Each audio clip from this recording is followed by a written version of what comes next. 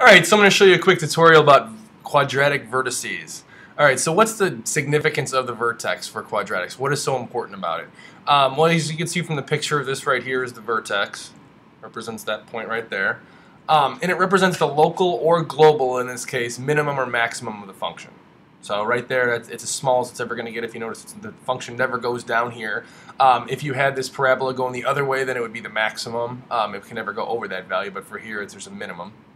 It also represents the point at which the function goes from increasing to decreasing, or vice versa. So as you can see right here, it's decreasing, decreasing, decreasing, all of a sudden hits this point, and then it increases again. And again, you could say the exact opposite as well. It represents the point where the change of rate is 0. So right here, it's not increasing or decreasing, it's just 0. So if you took the slope of this line, it ended up just being a horizontal line, which would have a slope of 0.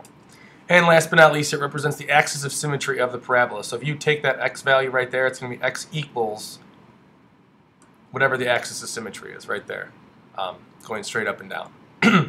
Now we can use these three things to solve for finding the vertex. The first one, if you wanted to, you can actually use the function and try to figure out where it, is the minimum or maximum for each value, but that takes too long, and this is pre-calc, so we should be doing a little bit more advanced math. So we're going to go to the second one here and try to figure out which point it represents that it goes from increasing to decreasing. Okay. So if you have the quadratic function of the form, f of x equals the quantity x minus h squared plus k, this is called vertex form. If you have it like this, it makes it really easy for you.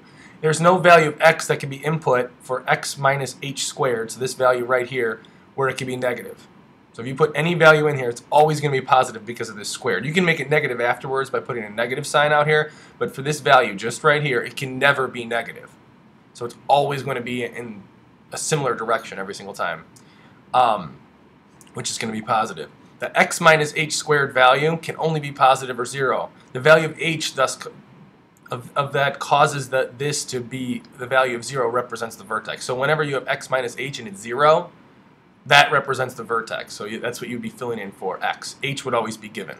So to kind of explain that a little bit better, let's just actually see converting from standard form to vertex form. So it's really helpful when the function is in vertex form, but as you notice, this function is not. It's in standard form, which looks like this, ax squared plus bx plus c. But what we can do is turn it into vertex form. So what I'm going to do is subtract c from both sides, as you can see right here, subtracted off c. Then I factored out the a and then divided both sides by a. Or you could just say I divided both sides by a to get rid of the a here, and then this one's divided by a right here, and then I divided this side by a.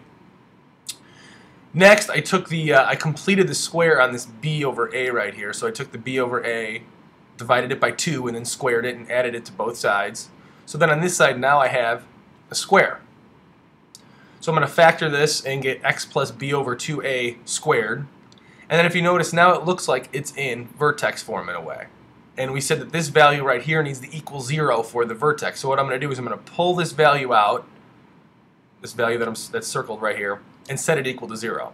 So that's what I did right here. And then you need to solve for x. Well, that's really simple math. You just subtract b over 2a from both sides, and you end up with x equals negative b over 2a. And this is where that negative b over 2a comes from for finding what the vertex is. Now that's just the x point. To find the y point, you just plug it back into the function. So whatever you get for the x, this negative b over 2a, just plug that back into the function that you originally have, and you'll end up with the y.